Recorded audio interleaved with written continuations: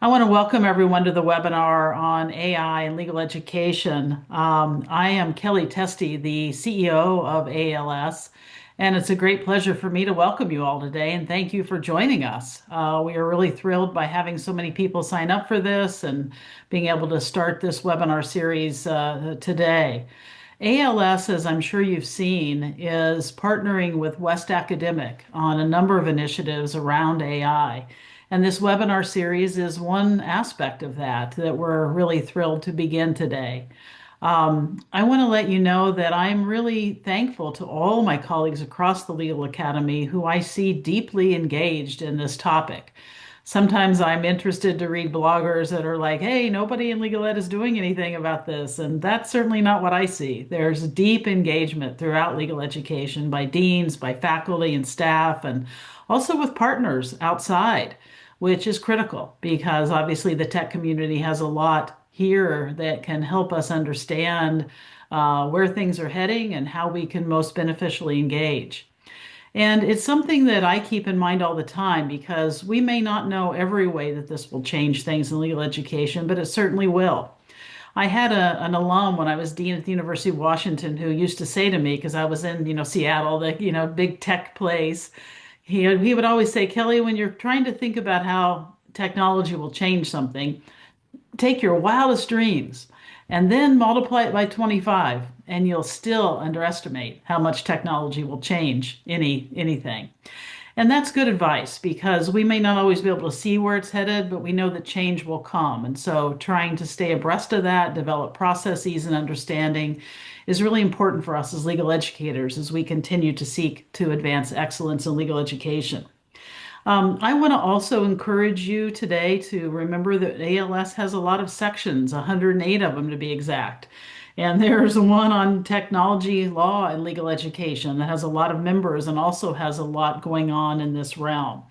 So there's a lot of ways that you can engage on this topic, and we want to learn from you and to be helpful in this space so that we're creating a commons, a common good, and we can all learn from one another and understand how we can work together to better legal education.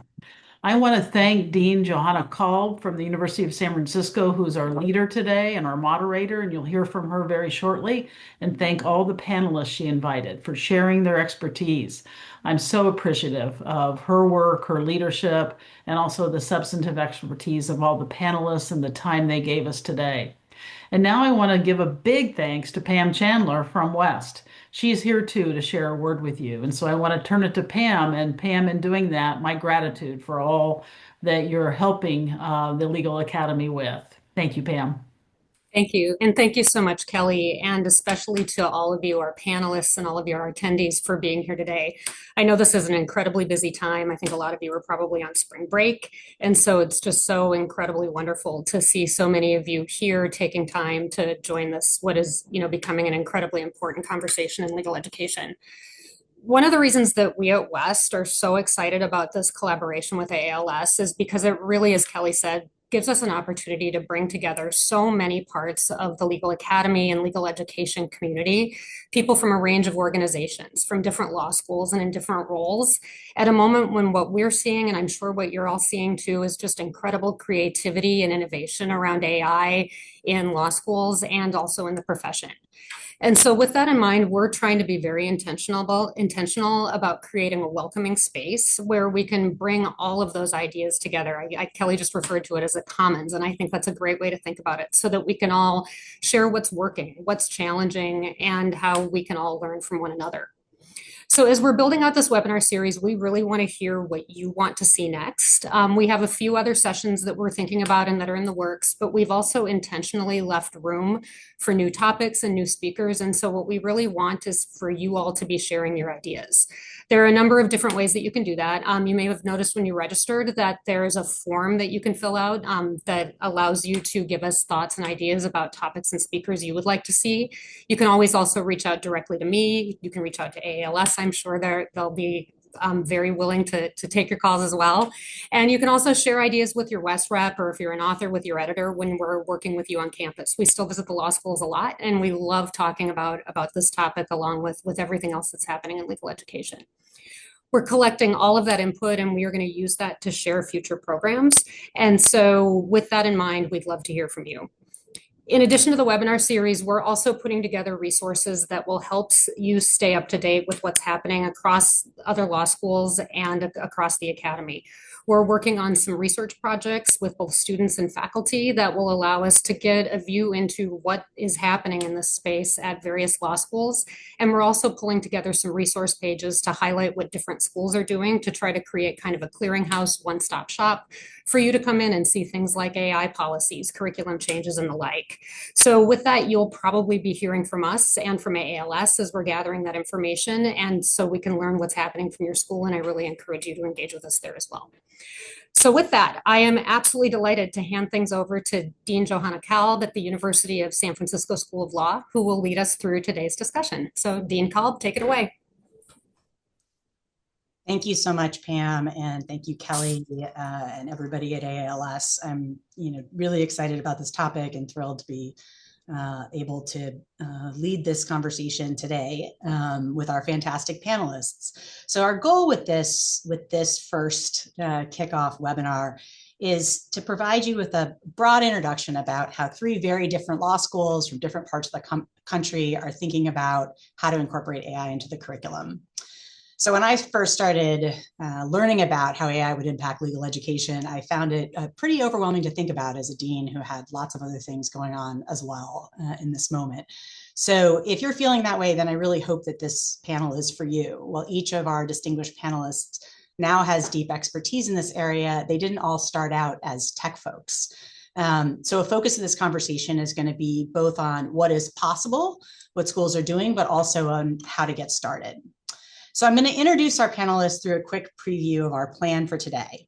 Our first panelist, Caitlin Devereaux-Lewis, is an assistant professor of law at Albany Law School. She's going to start us off by talking about AI integration in the legal writing curriculum.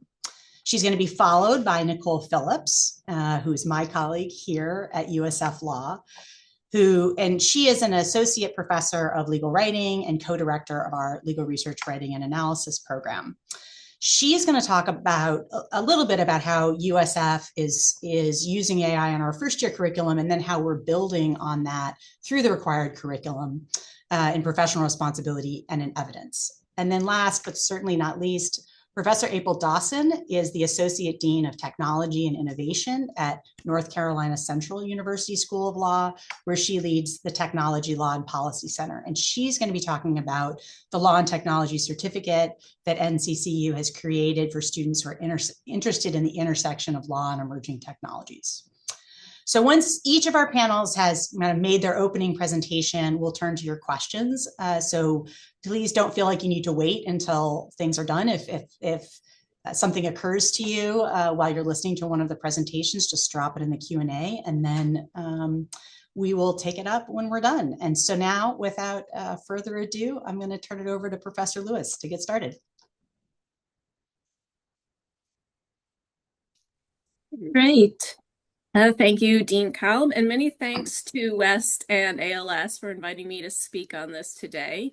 I'm Caitlin Devereaux-Lewis from Albany Law School, where I teach our first year required Introduction to Lawyering course. And I began teaching in the 2023 academic year, which you may recall was the year that Lexis released its AI tool to our students, and about a year after ChatGPT became publicly available. And I came straight from practice where several AI-assisted tools were already part of our workflow. So I began experimenting pretty much immediately with how these technologies could be integrated into our legal research and writing curriculum. And I'm now in my 3rd year of teaching, and this year I was tasked with developing the fully online version of our course. So this was a natural opportunity to really leverage AI to enhance the virtual learning space. So today I would like to share 7 practical approaches that are drawn from my nearly 3 years of integrating AI into the law school's classroom during a time when AI was constantly changing on a daily basis, right? So kind of teaching at the speed of AI has been my experience. So I'll go through these approaches one by one, but I'm always happy to follow up by email if you'd like to discuss any of them in more detail. So first, we need to be very clear about what we mean when we use the term AI, right? The term itself dates back to 1955. So we're not just talking about ChatGPT. And in fact, we aren't really talking about just generative AI. And whether we're talking about intelligence is also open to debate, unless you think that intelligence is simply the ability to make predictions based on recognizing patterns in large data sets, which, speaking as a human, I think I do a few other things besides making predictions based on my knowledge. So instead of presenting AI as artificial intelligence, it can be more helpful to law students to think of these tools as augmented inquiry, right? Powerful tools that can support their legal research, summarization, drafting, information management. But it's important to point out that they don't usurp the lawyer's intelligence, legal reasoning, empathy, professional judgment. So just providing that general framework from the outset is really important. And part of that is making some important distinctions, right? So I often hear people say, well, I don't use AI. And I have to break the news to them that they use it pretty much continuously. It's just that we have these different types of AI, right? We have generative AI, ChatGPT, DALL-E, all of those platforms that produce new content based on old data. And then we have non-generative AI tools, which are basically baked into everything we do every day.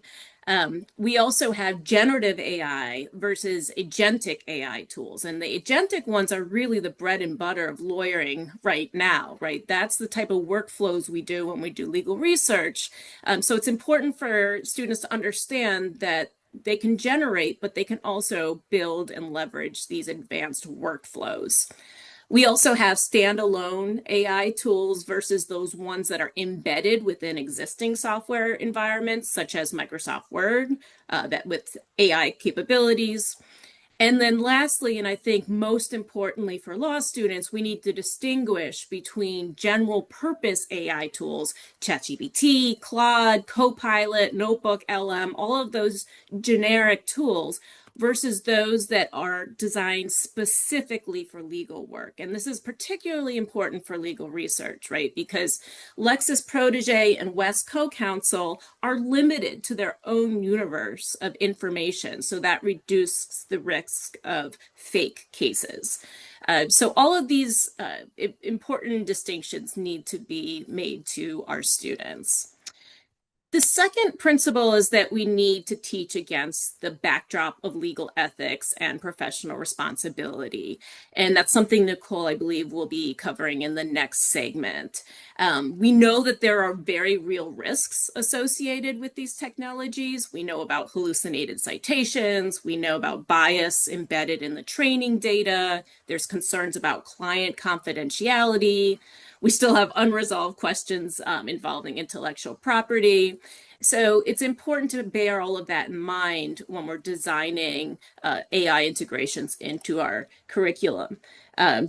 I will drop these slides into the chat afterwards, but I do want to highlight a couple of resources. The first being the online databases that track all of these judicial cases as they work their way through the legal system, just so you can kind of stay up to date with what's going on in terms of lawyer sanctions and responsible use. The other important resource is the Law Professor's Gen AI Sandbox. This is created by Tracy Norton, Susan Tanner, and Will Monroe, and they offer a wealth of resources related to these ethical concerns. So I'd also encourage checking that out as a resource.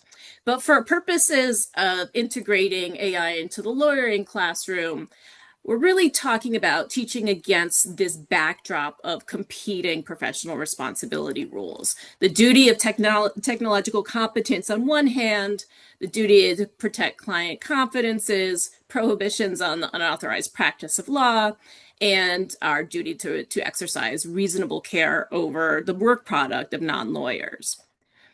So, kind of related to that principle is that we need well designed guardrails when we're integrating AI into the classroom. So, in addition to any institutional policies you have in place, it's important to have explicit policies for AI use, both in your syllabus, but I also like to include language in each of my assignments instructions to really delineate how AI can be used to complete that assignment, if at all, because some assignments are not appropriate for AI use.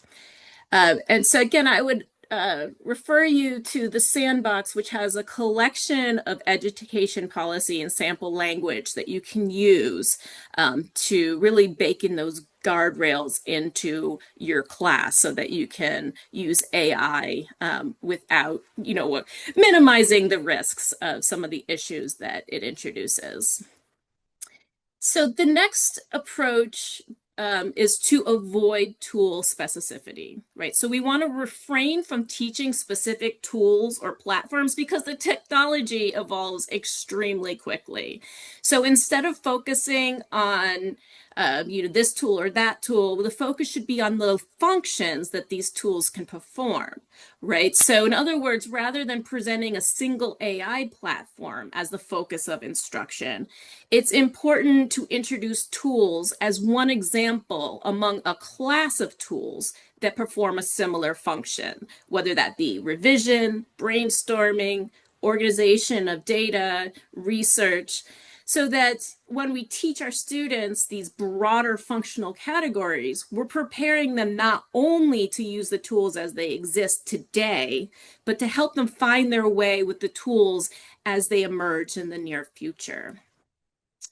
So somewhat related to that concept, the fifth approach is to let the curriculum take the lead, right? So we're going to guide AI integration by looking at the existing curriculum and figuring out where AI likely fits in naturally. So AI should enhance our existing educational objectives rather than replace them. So as an illustration for my lawyering course, I broke out all of these areas: legal research, legal writing, legal citation, where AI has a natural integration point. And I designed the assignments where they would naturally fall in our traditional syllabus. So for instance, for legal research, I taught prompt engineering alongside traditional legal research skills like Boolean or term and connecting searches. And I also leveraged legal analysis and reasoning skills by having students do comparative assignments where they would run the same legal research search through ChatGPT or Claude or Copilot and compare that with what they got from a law-specific tool like Lexis or Westlaw. Really analyze the differences so they understand the underlying capabilities of these technologies. And then for my online students, I created custom chat bots, which I call client bots.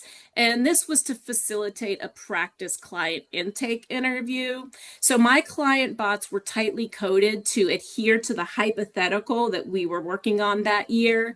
And I coded it to prevent the client bots from suggesting prompts and follow-up questions. So the students had to do the interview work, and also to ensure that all students receive the same answer if they asked a similar question. So I had to put in some parameters for this to work successfully and meet the outcomes of the in-class simulation.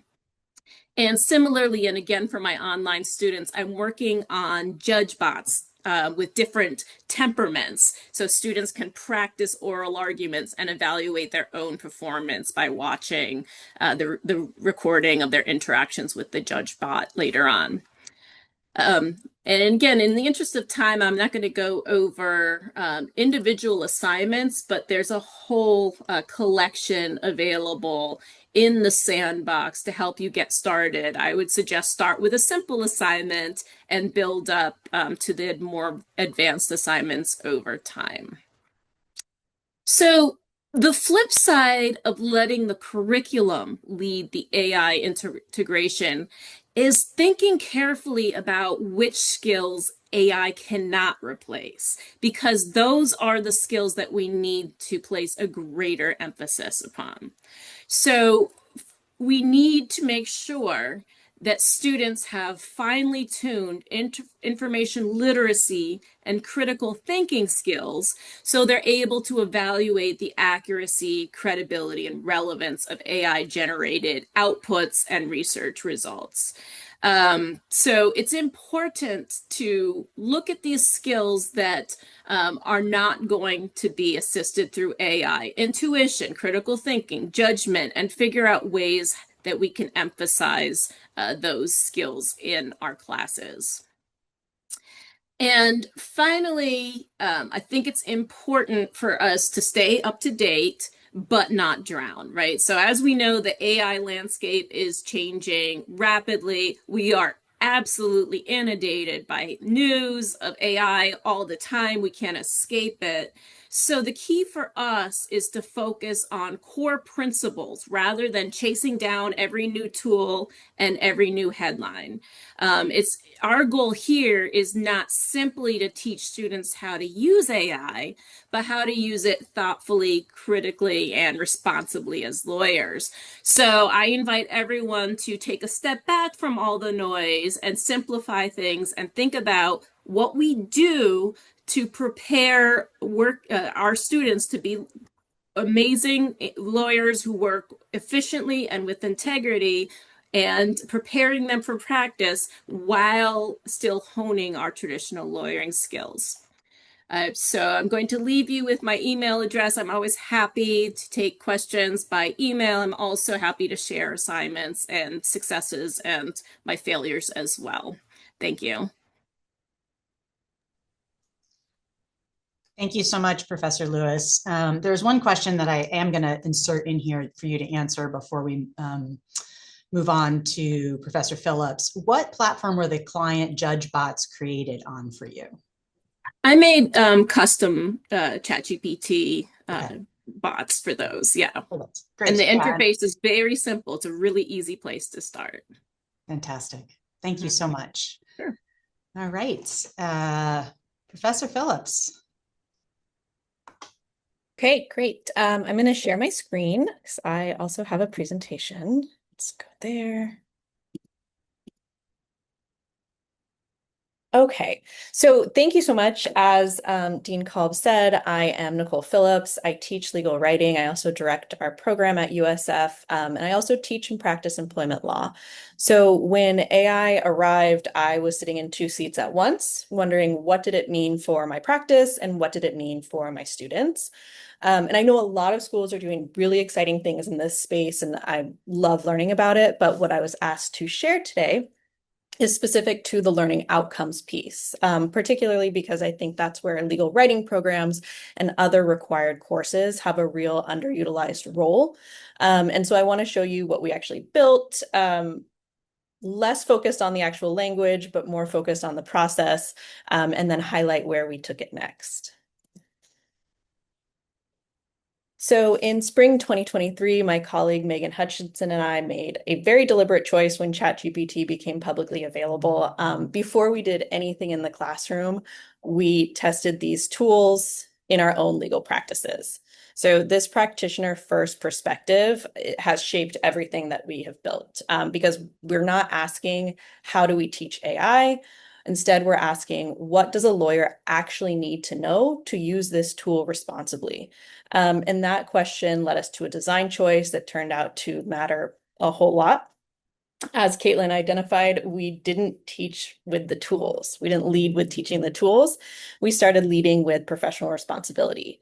Our students are already invested in questions about competence, confidentiality, and ethics, and AI gave them new context for those questions. And this reframe has really helped drive the whole dynamic. So I am going to touch on our legal writing outcomes quickly because I think they lead us into where we've gone next. But when we built our learning outcomes, we made a deliberate choice not to create a separate AI category. Instead, we asked, I think like Caitlin asked, where does this belong and where does it fit into skills that we're already developing? And for a lot of it, it was everywhere. In legal analysis, students evaluate AI-generated content for accuracy and unsupported conclusions, which is the same critical thinking skills that we were already teaching, just applied to a new source. In legal writing, they develop judgment about when AI is appropriate and when it isn't, distinguishing tasks suitable for AI from those that require human judgment. In legal research, they use AI tools while continuing to evaluate source reliability. And then in professionalism, and I think this is the one to highlight, students learn to use AI considering, and this is quoting from our learning outcomes, risks concerning hallucinations, bias, plagiarism, confidentiality, and over-reliance, and one's legal obligations to candor and effective representation. That sentence is essentially a complete framework for AI ethics and legal practice. And if you look at it closely, you'll probably recognize that it's all grounded in professional responsibility doctrine that already exists. Once we had our LRWA foundation, the next question was, where else does this belong? And the answer was pretty obvious, into our professional responsibility course, which is a required course at USF. So students were going to get this from LRW and in PR. PR raises, AI raises the questions that PR has already built around. So 1.1, are you competent to use a tool you don't fully understand? Or when you decide not to use the tool? Rule 1.6, what happens when you paste client facts into a third-party system? Rule 5.1 and 5.3, who is responsible when AI produces an error in your work product? And 3.3, what are your obligations when AI-generated citations are false? We didn't redesign the course. We just pointed AI at questions that were already there. And suddenly these professional responsibility rules had urgent, concrete stakes that students could feel and were very interested in. Evidence is another required course at USF, and it felt like another natural, exciting way to incorporate AI. This required a different approach, though. So rather than pointing AI at existing doctrine the way we did in PR, we asked a more practice-facing questions. Where do lawyers actually use AI in litigation? And can we teach those skills while also teaching students to critically evaluate what AI gives them? This became a workshop series embedded in the evidence course. So students work through a realistic case using AI at every stage of litigation preparation. They're mapping claims and elements, they're analyzing evidence against those elements, they're identifying gaps to inform their discovery, they're planning evidence introduction under federal rules, and they're drafting arguments if they're faced with any motions. These are all real litigation tasks. But at every stage, the assignment isn't to use AI, it's to evaluate what AI gives you. Did it identify the right evidence? Did it get the hearsay analysis correct? Did it sound competent when it was wrong? I actually just did this with students on Thursday, and yes, it was very competent when it was wrong. And we're asking them to take this out, to take the lessons out of the classroom. So the skill isn't using Claude or ChatGPT or Copilot or anything like that. It's learning how to evaluate it. So before you prompt, ask what you're sharing and whether you should. While you read the outcome, ask whether it's accurate, complete, and strategically sound. Before you use it, ask whether you'd stake your license or your supervisor's license on it. And here's what I found most useful about this framework is it's not new. I did not have to teach them any of the evidence rules. It's already built on the evidence doctrine that students are already studying. We didn't bring anything foreign into the course. We just gave them a new context for the analytical skills that they're developing. So what might work at your school? I'd start by looking at your existing learning outcomes before you try to build anything new. The professionalism category in your legal writing program is probably a very natural entry point because AI ethics and professional responsibility are genuinely the same question at this point. When you then look for your PR and evidence equivalents. What required courses are available to your students where the intellectual connection to AI literacy is already there? Where your faculty don't need to develop new expertise, just a new context for the expertise that they already have. And I would start small. One outcome, one course, one faculty partner. The goal isn't a comprehensive AI curriculum overnight, although that would be great. It would probably be out of date the week after, but it's to build something coherent that you can sustain and grow as things change. Because what we're really trying to produce isn't students who are fluent in this year's tools, but it's lawyers who have the judgment to navigate whatever comes next. And I'm happy to chat about anything I've talked about or anything I didn't talk about. My contact is here, and I think it's also in the chat.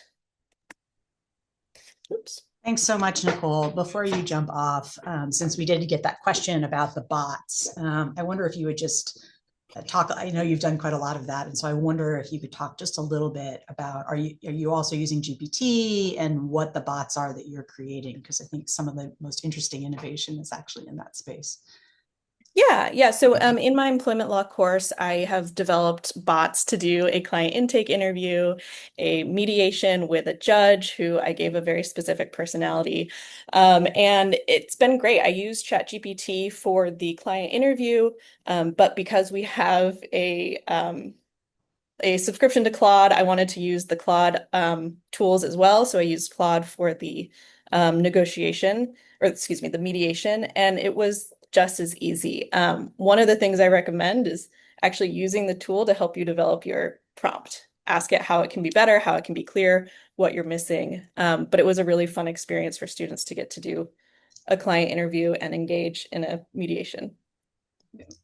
Yeah, and a couple of the other ones that you've created, I'll just toot your horn since I'm your dean, but was a bot for Blue Book practice, which, students, if they want more of, it could go on forever, and for on call, right, to help students overcome their anxieties about preparing for class by having them be able to engage with a bot that is helping them and preparing them so that they we have a lot of first generation students at USF, and one of the things that's really scary to them is being cold called. So I created a cold call bot and I introduced it at the very beginning of the fall semester so they can practice through a variety of professors. So I have the professor from Paper Chase, I have the very supportive professor, and they can get the hard questions out of the way first. Great, thank you. I think we'll come back to that because I see some questions popping up, but I want to make sure that we get to Professor Dawson, Dean Dawson, I should say. Thank you so much. Hello, thank you, Dean Kolb. I'm going to share my screen.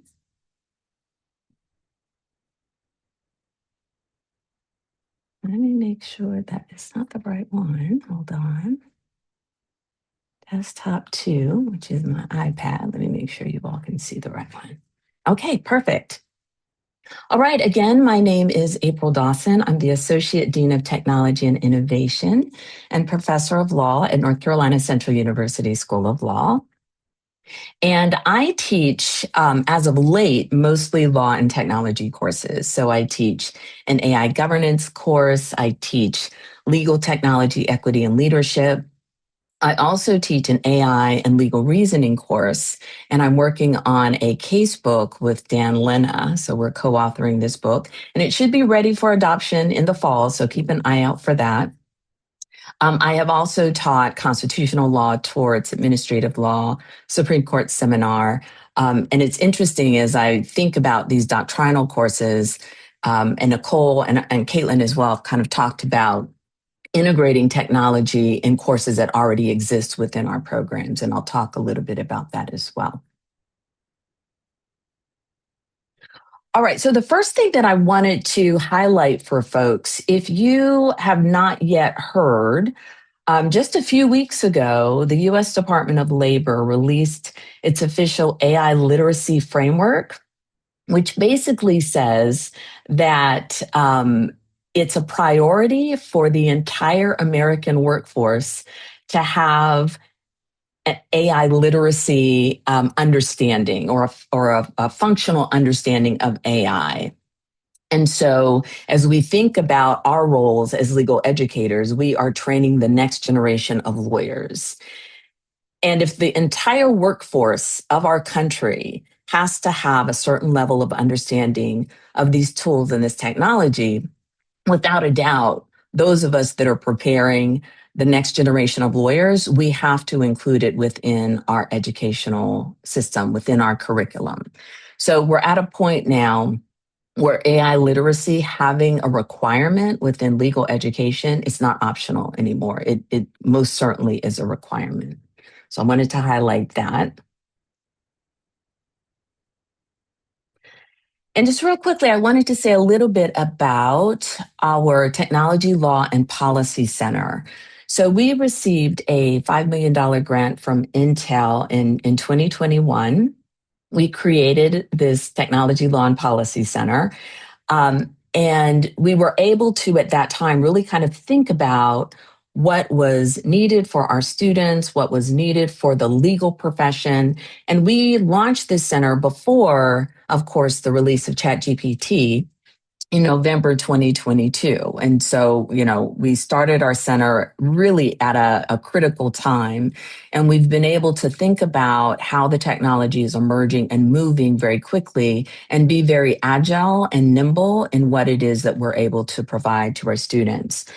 Because of what we built, and I'll get into the details of our law certificate program, we were recently ranked the most innovative law school by the National Jurist Pre-Law magazine. So that was in October 2025.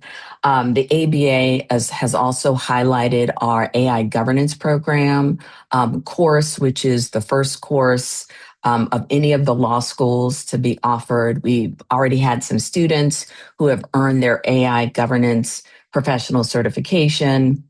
I'll talk a little bit more about that.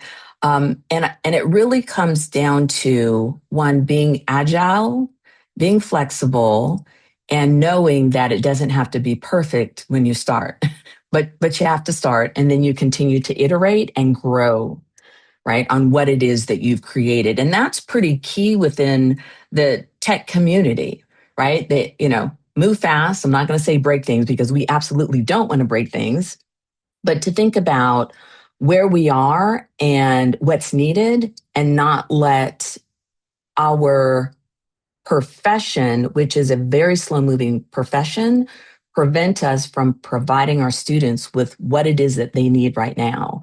Because the practice of law that most of us engaged in is very different than what our students will experience. And it's going to change dramatically year after year. All right, so let me just say a little bit about our actual technology certificate. So this is a certificate that the students will earn or complete alongside with their JD. We do have some folks that reach out and ask if this is a standalone certificate. And I know that there are some programs that have a standalone certificates for, professionals. This is a certificate to be earned by our JD students.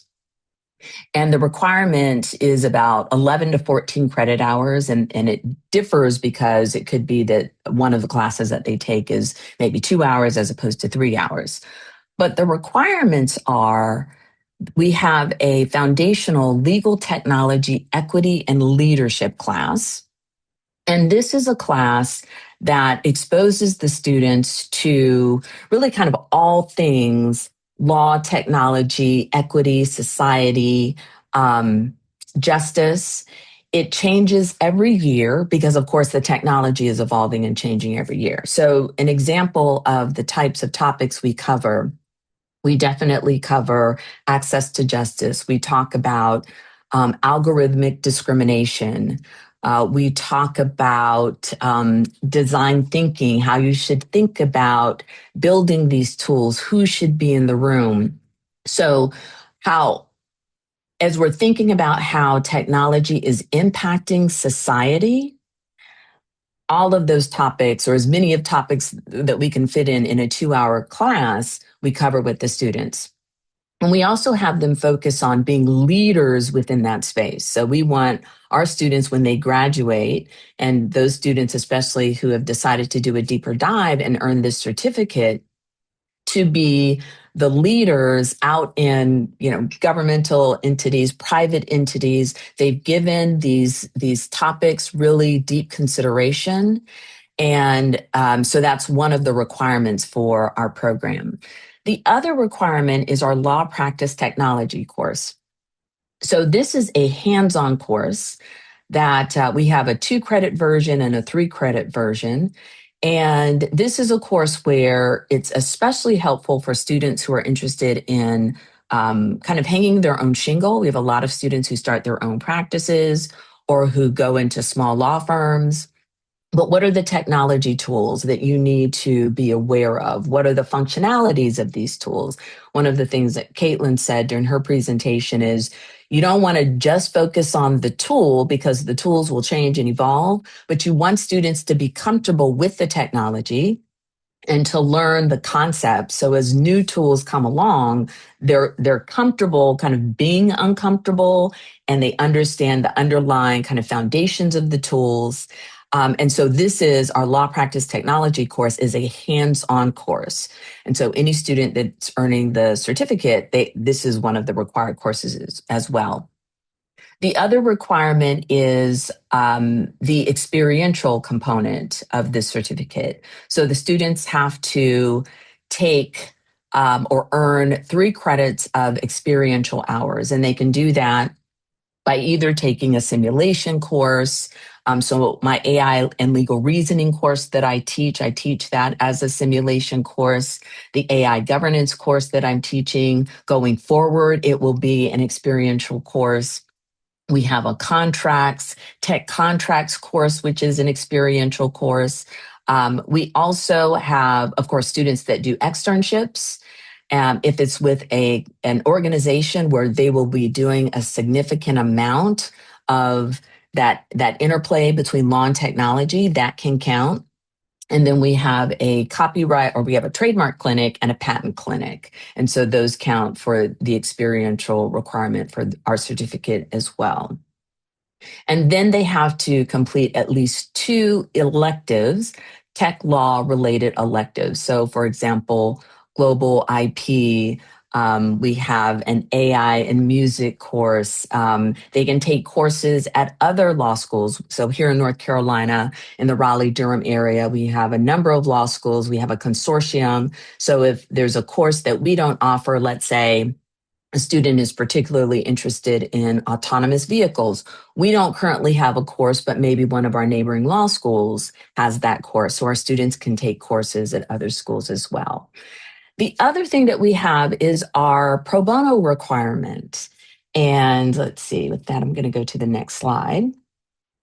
And so our pro bono requirement, we are a school with a deep mission to diversify the profession, making sure that underserved communities have lawyers who understand the conditions and are able to give back to those communities.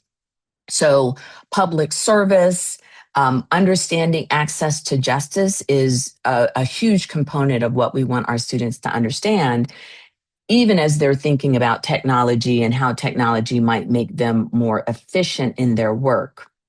And so, and we know, like when we're thinking about experiential work, right? You can't do pro bono work without really starting to understand the access of justice problem that we have in this country. So 92% of those who qualify for legal aid don't have access to the legal services that they need. Even if we're looking beyond those that qualify for legal services, close to 80% don't have access to legal services. And then when you think about small businesses, right? Several small businesses, a very high percentage don't have access to legal services. And so this is a huge problem in our country. And we have to make sure that our students, and not just the tech students, quite frankly, but all of our students should be educated on that and have some grounding in that. But we wanted to make sure that the students that earn the certificate not only fully understand the access to justice issue, but then also engage in pro bono work where they're leveraging technology to help better serve these communities. And there are so many benefits aside from assisting those that need it, but in terms of that additional experiential exposure, in terms of networking, getting involved in the community, helping them with their job readiness.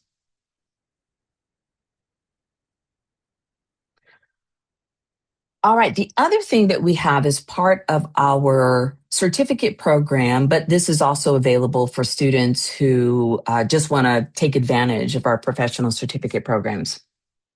So we have an educational partnership with the IAPP. They used to be known as the International Association of Privacy Professionals. They're now just the IAPP. And this is one of the leading organizations that actually provides professional certifications. So the CIPP is a Certified Information Privacy Professional certification, and you can get a certification that focuses on US law, the EU law, Canada, Asia. And for those that are interested in focusing on privacy issues, it's I would say for new attorneys and privacy professionals, it's pretty much required that you have this certification. So we teach a private sector privacy class, which provides the doctrinal information for privacy, but it also prepares the students to earn this certification. So the final exam in that class is, in fact, the certification exam. So we have many students who have already earned the certification while they are students. And we've had students who have, while they're students, earned the CIP-E, the CIPM, which is the Certified Information Privacy Manager certification. And I'm the AI governance class that I teach, teaches, of course, this comprehensive space of AI governance, and it also prepares them for the AI GP certification. I taught it initially for the first time spring of last year, and I had students who successfully passed that certification. So I'm teaching it again this fall, or this spring rather. I'm currently teaching it right now. And the plan as well, because it's the final exam, they have to sit for the AIGP certification. And so I'm absolutely certain we'll have even more students who are able to earn that certification. So we're really proud of that program because not only does it provide them with the knowledge and information about these fields, but then for our students to graduate already having these certifications in hand really does provide them with differentiation from, other recent graduates. And it shows not that they just have that knowledge that they've gotten from the class, but they've also demonstrated it having earned the certification. And the other thing it shows is that these are students who are willing to go above and beyond because they have a demonstrated interest in this space. All right, last thing I'm going to do is just kind of share some practical steps as you're thinking about getting started. So the first thing I would say is it just requires a mind shift, right? Many of us teach law school the way we were taught because legal education and the approach with legal education has not changed very much. I've been teaching for over 20 years. I've been a lawyer for over 30 years. And when I look at law school classrooms, mine as well at times, it's very similar to when I was in law school. And I think this is not uncommon. And we as legal educators need to think about what absolutely has to change now. And quite frankly, probably should have changed long ago. But we're at a moment in time when the practice of law is shifting and changing, and we have no choice but to figure out how we can do a better job of educating our students. One of the things that we tell our students is that they have to have a growth mindset. Well, this is a time for legal educators, professors, administrators to really put their money where their mouth is. We have to adopt this growth mindset, and it can be really challenging to have to learn new information, new technology. It can be incredibly intimidating, but it's something that we're going to have to do. We don't have to always be the experts in the room, but we do have to rethink how it is that we are preparing the next generation of lawyers. The next thing, number 2, is to start now and iterate. It does not have to be perfect, right? Just decide one thing as an institution. What is the one thing we are going to do right now? As an individual professor, again, you don't have to be the expert, but if you're teaching a doctrinal class, it doesn't matter what class you are teaching, that topic, that subject matter is being impacted in some way by AI.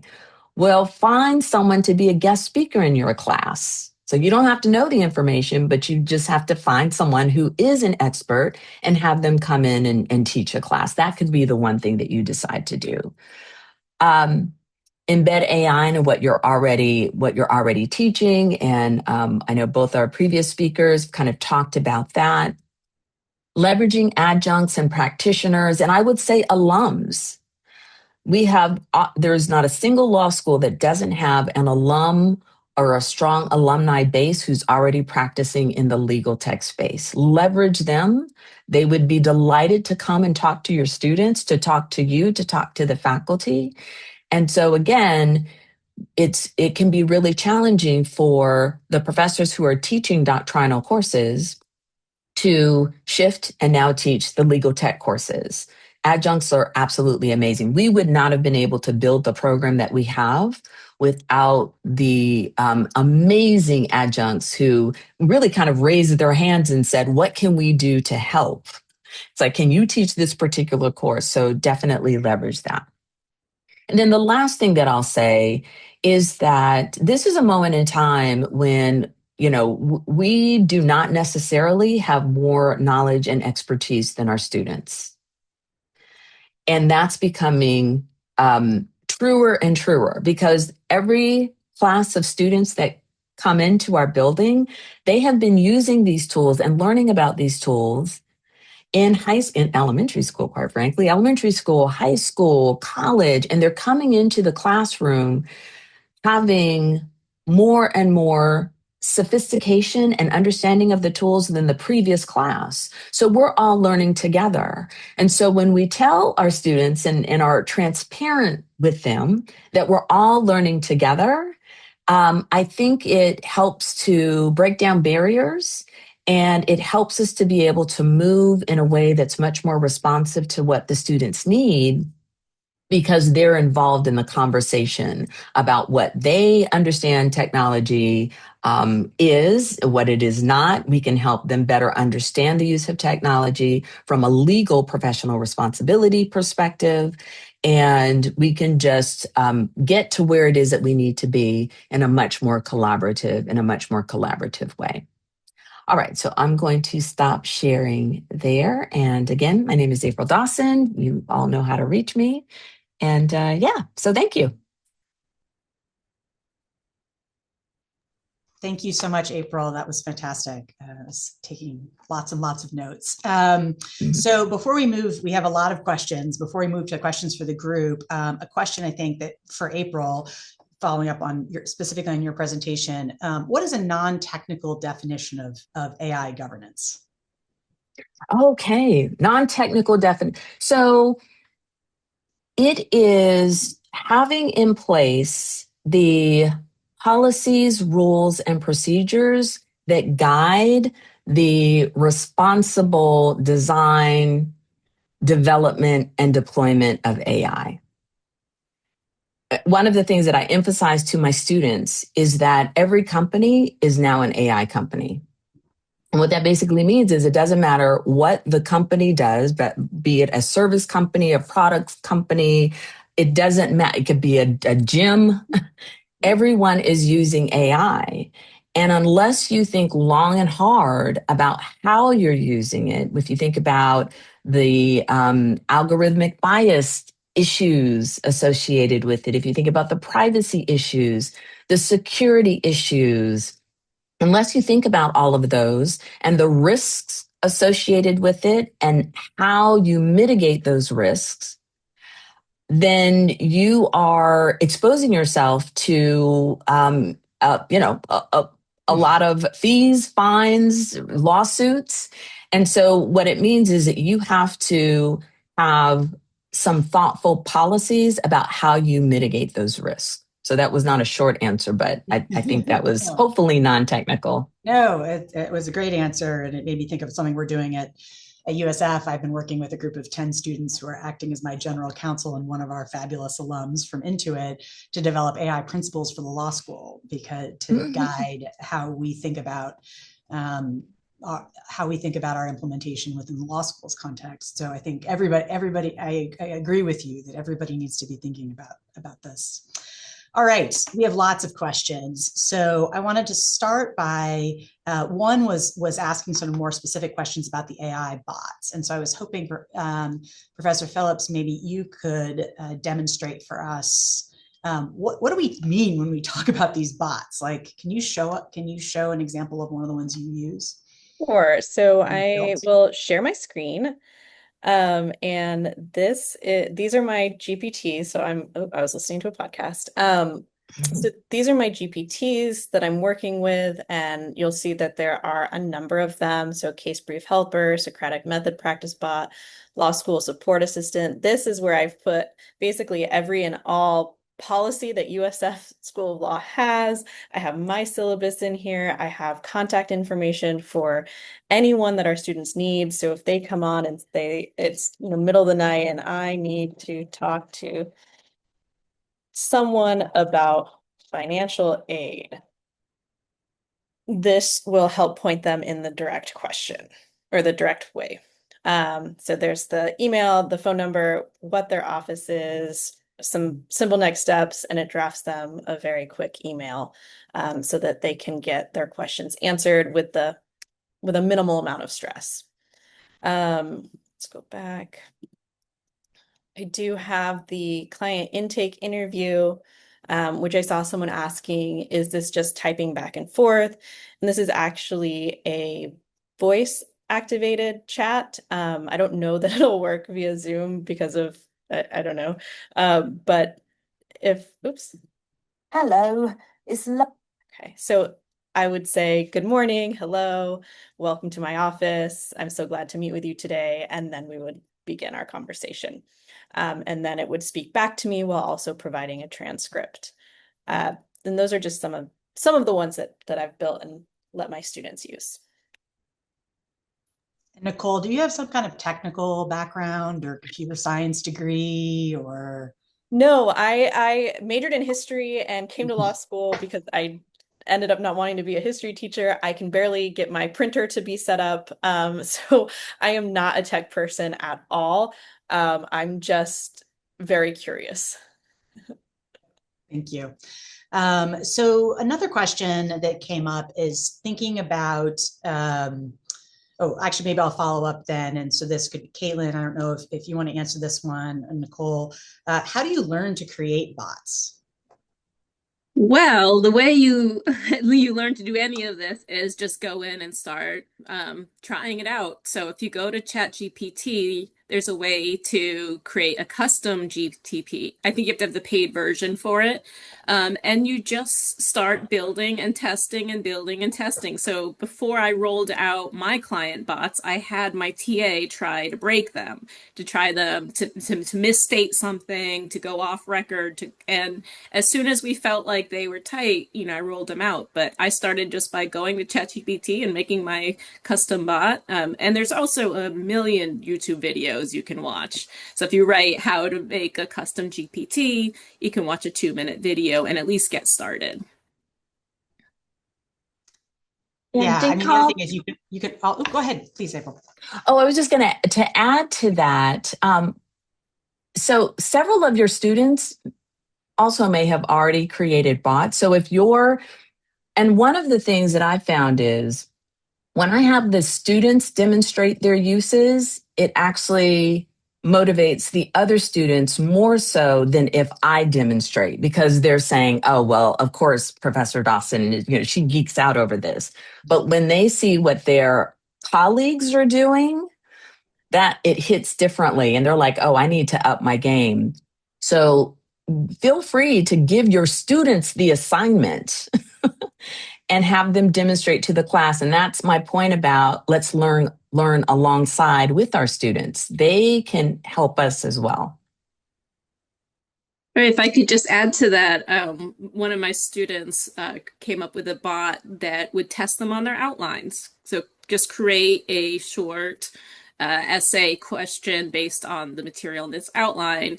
How did I do? How did I do? And so they're interacting with their bot, and they've created their own custom study bots based on the outline for a particular course. So it's testing on what that course covered in particular. And then one last thing, I know in our contracts drafting class, it's actually an assignment to create a bot to help draft your contracts. And so the professor is testing them on their instructions and seeing what they're putting in there and how they're iterating through that. So lots of ways to do it. And you can also ask ChatGPT or Claude for help, which is one of the nice things about all of this. So I have another question about any ideas about using AI for seminar writing. I can talk a little bit about how I've done it for writing assignments, because I also advise students on their upper level writing requirements. And the first thing you can do in a general use AI tool like ChatGPT is brainstorming. It's really good at brainstorming. So especially for students who are having trouble coming up with their topic, explain the situation to ChatGPT. I'm writing a final paper for this course, for this professor, and I'd like to explore this topic. Can you tell me a few ideas for a thesis? And then you just kind of go back and forth, and eventually you can come up with a really good idea. But then I would take it into one of the research databases and use either Protégé or CoCounsel as a secondary source to start the legal research on that topic. So those are just two very simple ways that that would be integrated into a seminar course. I'm sorry. No, go ahead, Nicole. Oh, I was going to say, I also like it for stress testing arguments. So what is the counter argument? What am I missing? And getting some of that pushback, and then having it review a draft to see, does my organization make sense? Where have I left out some important analysis? And getting feedback that way. So not doing the substantive writing, but really testing the work.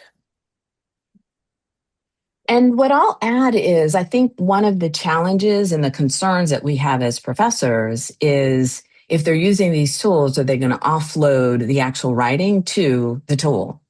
And then if so, how do you check? How do you know? And I think there was a question in there about, the tools that'll check and say, yes, this was written by AI. Those detection tools, do not use them. They do not work. And so we have to think more creatively about how we deal with our writing classes. So one of the things that I've taught some upper level writing classes is that, one, we utilize the tools within class, right? So they have assignments where they actually have to put their writing prompt in the tool, and then we assess it together just so they can understand the strengths and the weaknesses. And the other thing that I do is at every step of the way, they have to articulate their understanding of whatever it is that they're working on. So for example, the brainstorming, when they come up with their topic, their thesis, they have to verbally articulate their understanding of where they're going. Gone are the days where you can assume that someone understands based on what it is, that artifact that they produce, right? And so when they have their thesis, okay, we're going to talk through it. Yeah, let me stress test your thesis. You've got to be able to articulate your understanding. Then when they produce an outline, and I don't mind if they utilize the tools to help them produce the outline, but you need to understand where you're going with it and be able to articulate that. your first draft. Okay, but let's talk through this. Why is it that you've organized it? It's going to require us to do more engagement with our students in these writing classes to make sure that they really understand what they're doing and they're not offloading that heavy cognitive work to the tools. They should be using the tools, but they also have to really engage with the material and understand what it is that they're trying to produce. So it's going to be more work for us, but this is where we are. So this is a related question. For those who teach legal writing and have students use AI, have you encountered any difficulties with having students use work product from the course that either used AI for research, editing, or drafting as writing samples for job applications? I haven't run into that issue as much as the expectations being heightened for a 100% clean document. So at this point in time, if your cover letter has a typo in it, uh, that means you haven't used any of these revision tools, which are becoming the gold standard. So I would say the only pushback I've been getting is when there's still typos or citation errors in writing samples or cover letters. So I think we have to communicate that expectations are really increasing on the employer end. Echoing that, I haven't had any comments from students who've gotten pushback on their writing samples. Then I've got a question about the bots that I just want to follow up on. So how do you make your bots available to students? I just share the link. I think we had a related question about whether the school provides access to paid versions of tools. We don't currently do that with, ChatGPT or anything like that. So they're able to access the chat bots through a link, and it's completely open access to them. So that's how I've done it so far. Yeah, I just post them to my Canvas page in whatever module we're working on. Our students do have accounts to Claude, paid accounts to Claude. So when I use that, it's a little bit cleaner. But otherwise, the free access to ChatGPT bots works great. And I can demo that if we have time, if you want to see how it looks to the students.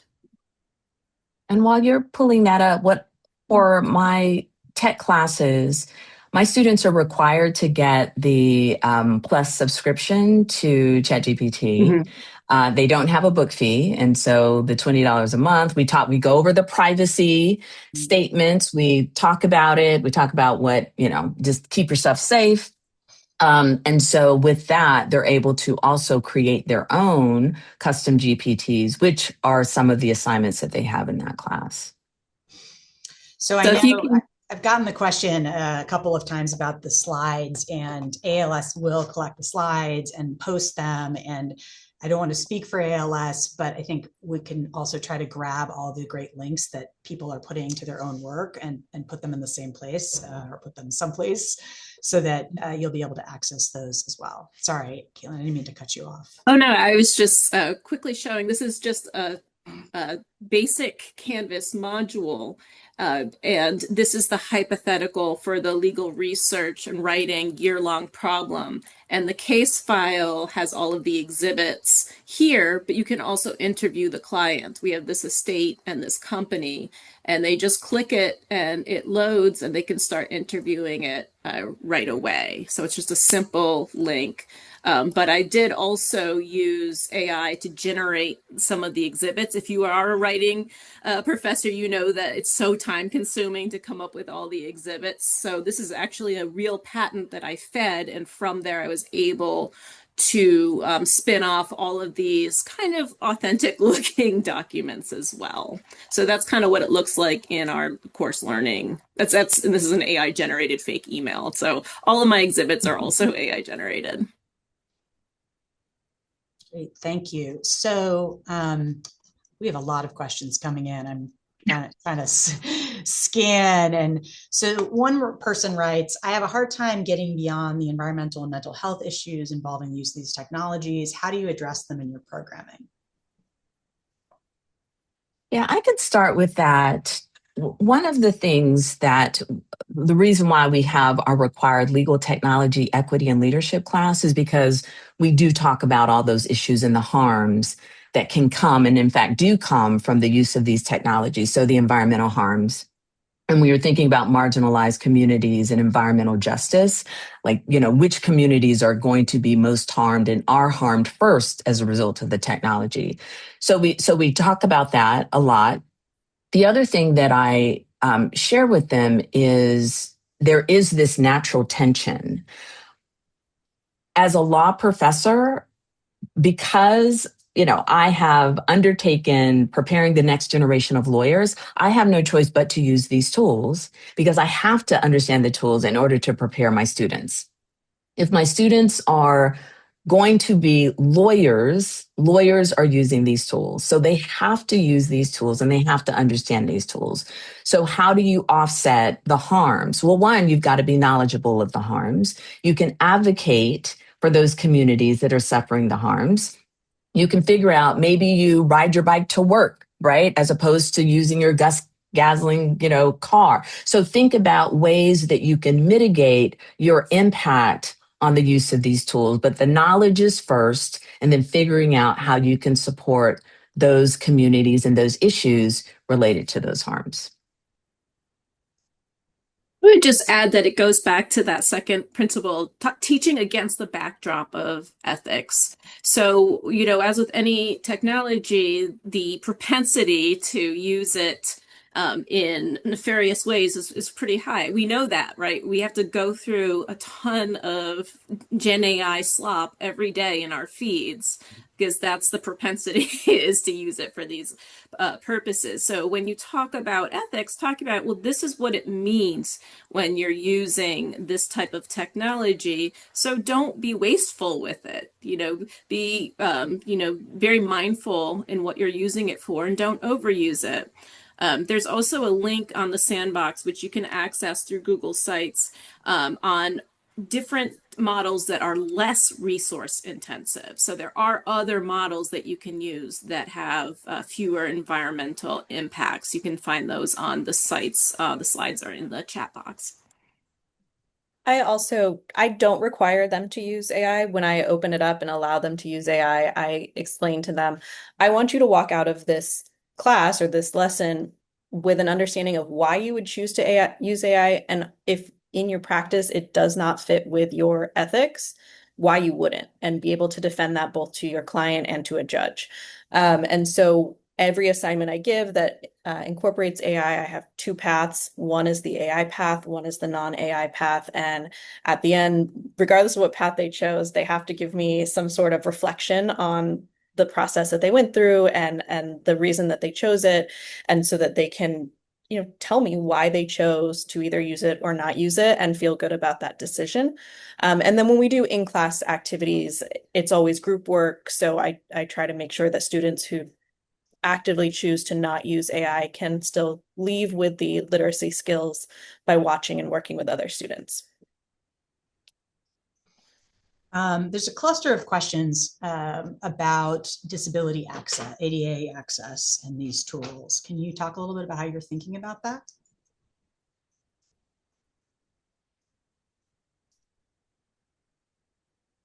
That's a great question. Clearly, from the silence, we're not thinking about it enough. So thank you for that question. Yeah, no, that's a really great question. I would just I say need to that give it some more thought. Our content management team does review our Canvas sites and all of the links for ADA access, but I'm sure there's much more work to be done. But we're innovating as these things come out. So, there's a lot of research and work that needs to be done in that area. And this is where partnering with your students, I think, can be really helpful, identifying where is the need and how can you meet that. Because yeah, as Caitlin said, it's changing so much that once you catch up on one thing, it's going to be out of date. Let's see. I think we've already covered this. The providing subscriptions. So it sounds like there's a mix of providing, requiring. Yes, Laura is saying for public law schools, ADA access issues are to be planned for and incorporated by April 24th. So we've got a lot of work to do quickly. It is very challenging because this goes to a broader, so somebody else asked a question about, do you have AI policies? And what we have found, I would say, with our policies is that it is very hard for the policies to keep up with the technology and the way that students are using it. So it's sort of very iterative, but I'd love to hear what other folks are thinking about that. Yeah, I think the policies, it's really challenging, and I quite frankly think it's impossible for the school to have a policy that affects all classes, right? The policy is you follow the rules as required by the particular class. You can't have a blanket policy that says you can only use AI in these circumstances, because it really does depend. And so we just kind of go back to the academic integrity policies that we have that should incorporate the use. And then the students have to look at those individual classes and make sure they're clear on what the professor requires. So it's very much like our professional responsibility rules, right? We don't need a whole new slew of professional responsibility rules. You just take those rules and say it also applies to this type of, new functionality. And so I think that the challenge is for students, when we think about a policy, is it not being clear what the professor is in fact requiring or not. So if the professor says you cannot use AI in this class, well, what does that mean? AI is embedded in everything, every tool that we have. So what can I do and what can I not do?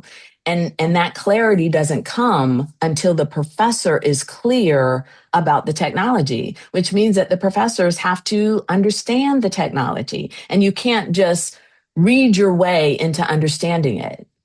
You really do have to use the tools. I think that's a really great point. So I got into using AI by using it to come up with vegan recipes and then to plan a vacation. But I think so if you haven't embarked on anything, you don't need to start with, designing an assignment for your students. I know Megan Carpenter, the Dean Emerita of UNH, uses it to design cocktails. She takes a picture of all of the alcohol and she has it design cocktails, and people use it for all kinds of things. And so that can be an entry point if this all feels really intimidating, is to just start someplace that is accessible. Start with something that you need to do in your personal life rather than trying to leap in and think about creating the experience for yourself and your students all at the same time. All right. I think we answered the thing about the unauthorized use and detection. But I would guess more broadly, are you seeing an uptick of unauthorized AI usage in your classrooms or not? Well, I would definitely start by echoing what April said. The detection tools are universally seen as ineffective. OpenAI itself issued a statement saying that the detection tools are ineffective. So, and it's also not a great use of your time, trying to track that down, especially if you've seen the outcome of plagiarism, old school plagiarism investigations. This is even harder to mount in terms of convincing administration that this is happening. So instead, what I do is for each assignment, I'm just very clear about where and how AI is to be used and where it is not to be used and what the consequences are. So if you've misused AI in this assignment, you don't get credit for the assignment. But it's not a good use of time to try to police this too closely at this stage, where we're just seeing developments every day. And all of my assignments are also very clear about when they can and can't use AI and what exactly they can within that. But I also provide an explanation to my students written on their assignment about what skills they're developing through this assignment and how it would be harmed if they used AI in a way that I didn't authorize. And so they are making the choice to develop the important skills they need, or they're choosing not to, and that's their problem. But I try to be very clear on what this activity or assignment is trying to get out of them, and so they understand why I've put any boundaries on their use of AI. And I'll add that, it's hard to know if there's an uptick because the students are becoming more sophisticated with the use of the tools. Every class that comes in has been using the tools since high school, right? I mean, they know, there are forums on how to fool your professor, so you don't get caught using these. I mean, my assumption is that my students are very savvy and will be increasingly so with the use of the tools. So I think about, going back to my learning outcomes. And again, the artifact is not the measure of knowledge. It is not. And in fact, there was a question about writing samples. Employers are not placing a whole lot of weight on writing samples because they know as well that's not an indication of what this student has done or has not done. And even if it is, those are not the skills that they are expecting new lawyers to be able to do because the technology can do it. It can produce the artifact. So what are the skills that our students in fact do need? They need to be able to articulate their understanding. So I think when we're thinking about writing classes, we should fast forward to what it is that they're going to have to do as practitioners and maybe even redesign our writing classes so there's more oral advocacy within them. But that's how we have to be much more agile and flexible and not be so constrained to how it is that we have always done it. Yeah, I would agree with all of that. I do think that the level, I see it as a dean, maybe somewhat, I hear a different set of concerns, and there's a lot of anxiety among students. And so I think about being caught as, whether they're cheating, whether this is cheating. And so the more clarity that we can provide, whether others are cheating using AI. And so I think the more clarity that we can provide and the more we can think creatively. I love what you had to say, April, about having students orally defend, like that have to be able to explain, this is my thesis and this is how I got here and this is what I'm doing. I think all of that we have to be more creative in order to get there and to be able to show students that there's still an opportunity to demonstrate their hard work coming through in ways that hasn't happened before. So we are coming to the end, and so I'm going to ask you the question that I told you in advance. What is it that you're most excited about with respect to thinking about your AI in the profession or AI in the curriculum, and what is your biggest anxiety? What is it that keeps you up at night? Maybe start with that one and then do the hope so that we don't end on worse on the end. I mean, I'm constantly concerned about being outpaced by the development and use. So even though we're trying to develop these ethical AI literacy frameworks, it's moving so quickly. So that's always a concern, is that we're just going to be left behind. I would say I have a very technical hope, and that is that we no longer have to do any kind of manual citation or blue booking ever again.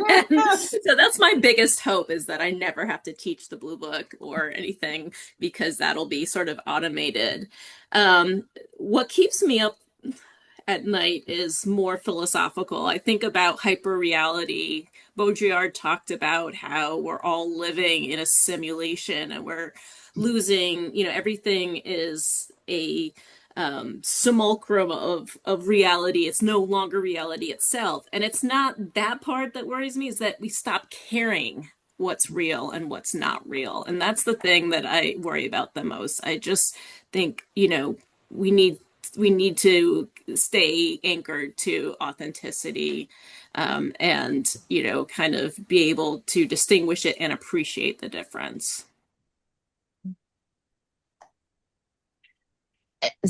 So the thing so a lot of things worry me about the technology. I mean, I love the technology. I was a programmer before going to law school. I've always leveraged technology. I geek out all the time.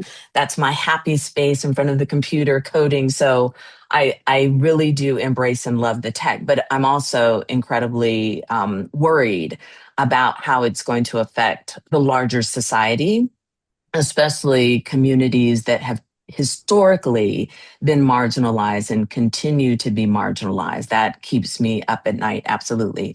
But from a legal education standpoint, what worries me is that as the economy, as we have problems in the economy and as the job market shrinks, as the available jobs for college graduates decrease, we know law school applications increase, and we're seeing that now.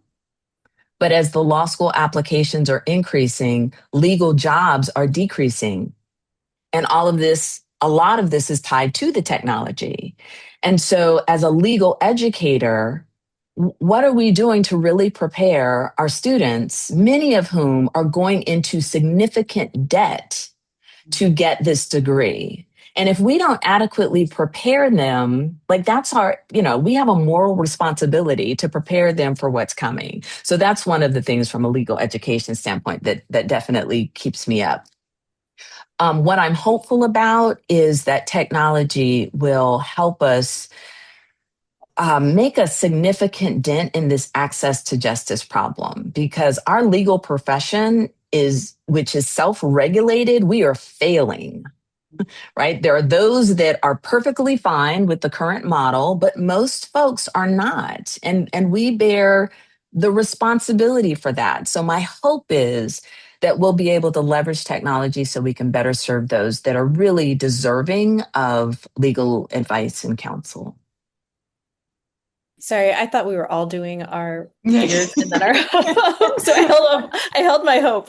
I'm very hopeful that we are able to recenter our clients and human connection and professional judgment in legal education, as opposed to a real big focus on memorization and application and things like that, that are being a little bit more automated, but just making it more human again, because those are the things that we can't outsource.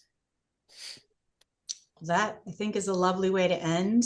Thank you, all of you, for joining this. I've learned so much from each of you, and thank you for everyone who joined our session, and stay tuned for more to come from West and AALS. Thank you.